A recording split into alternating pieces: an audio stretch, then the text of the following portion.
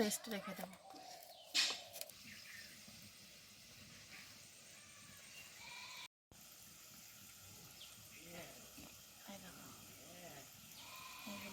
এগুলোকেও আমি ওই একইভাবে ভেজে নেব।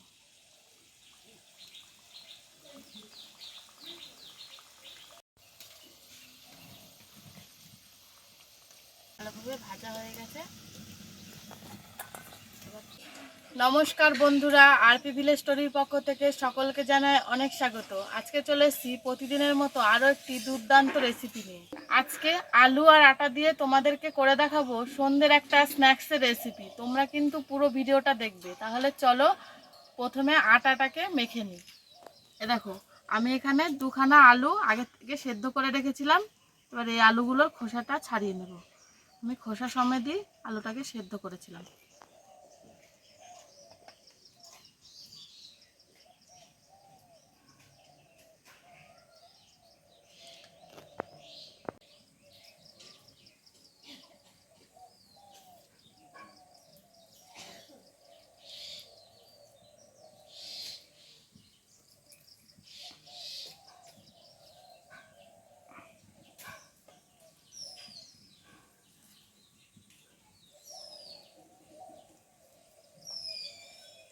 দেখো, আলুগুলো খুব ভালোভাবে ছাড়িয়ে নিয়েছি। এবার আলুগুলোকে একটু ভেঙে নেব।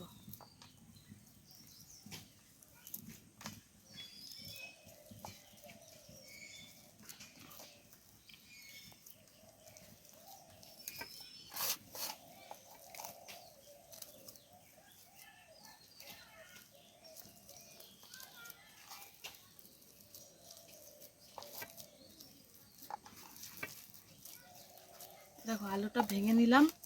এবার দিয়ে দেবো এর মধ্যে 2 বাটি আটা। যে আটা রুটি খাই সেই আটাই কিন্তু আমি দিচ্ছি এখানে।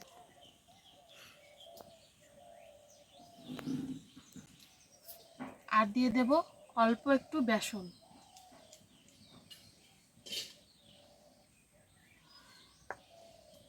এর মধ্যে কিছু মশলাও দিয়ে দেবো। দিচ্ছি হলুদ, জিরে, ধনে গুঁড়ো আর লঙ্কা গুঁড়ো।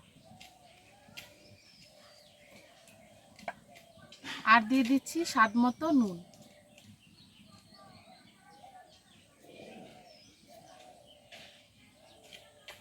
এবার সব কিছুকে খুব ভালোভাবে আলুর সাথে মেখে নেব।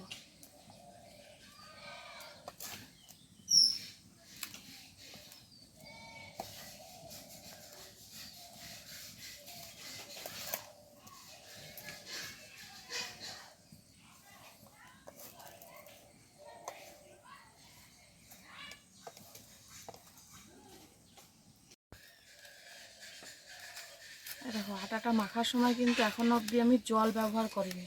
একটুখানি জল লাগবে মনে হচ্ছে, সেই জন্য অল্প একটু দিলাম।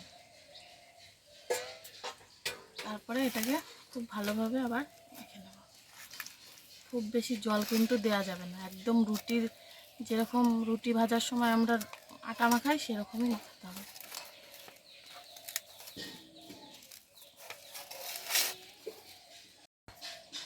এবার ওপর থেকে দিয়ে দেবো একটুখানি সাদা তেল। তারপরে এটাকে আধা ঘন্টা রেস্ট রেখে দেব।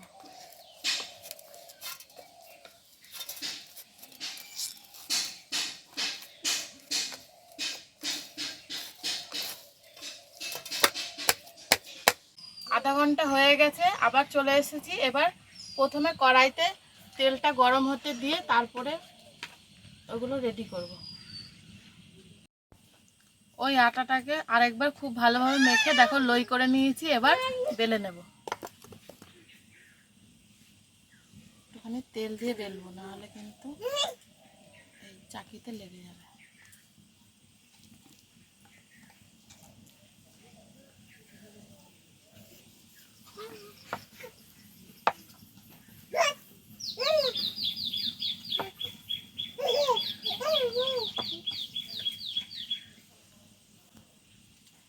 এরকম করে বেলে নিলাম। এবার কেটে নেব।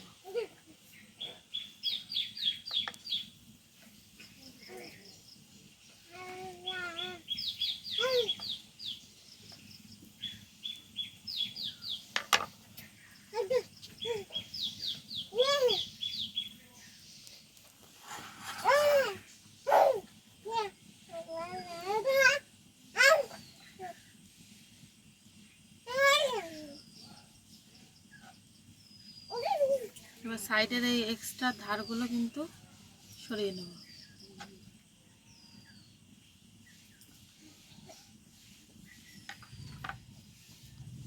তারপরে এরকম করে একটা পিস নিয়ে এই দুধার এরকম করে মুড়ব।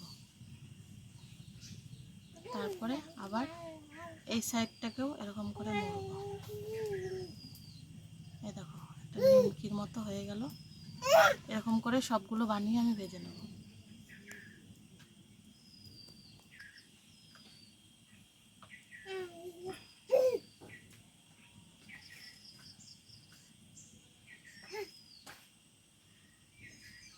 দেখো এই চারটে প্রথমে বানিয়ে নিয়েছি, চারটে আগে ভাজতে দেব।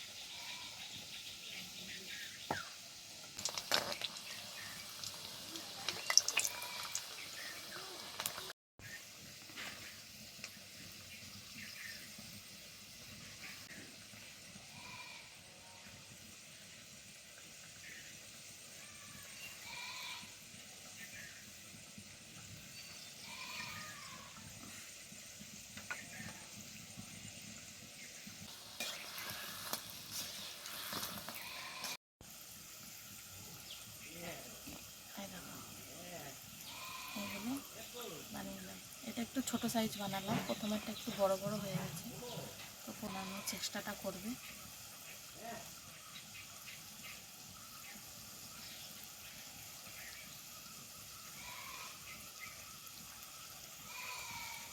আর এই যখন এটাকে কাটবে না, তখন চেষ্টা করবে যেন একদম চৌকো হয়, তাহলেই কিন্তু এটার শেপটা কিন্তু ঠিকঠাক আসবে। এগুলো কিন্তু ভাজা হয়ে গেছে, এইগুলো আমি তুলে নেব।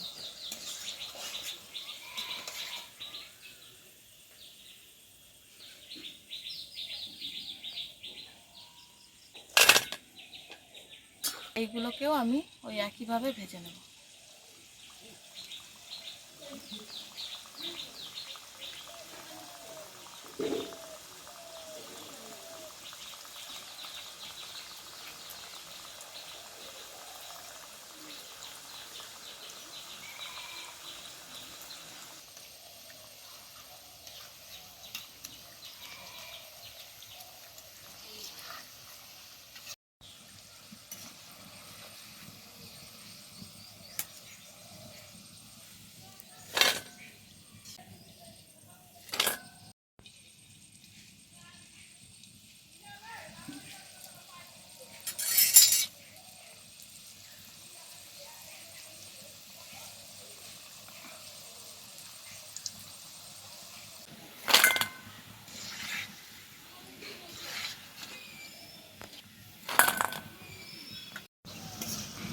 দেখো সবগুলো কিন্তু খুব ভালোভাবে ভাজা হয়ে গেছে।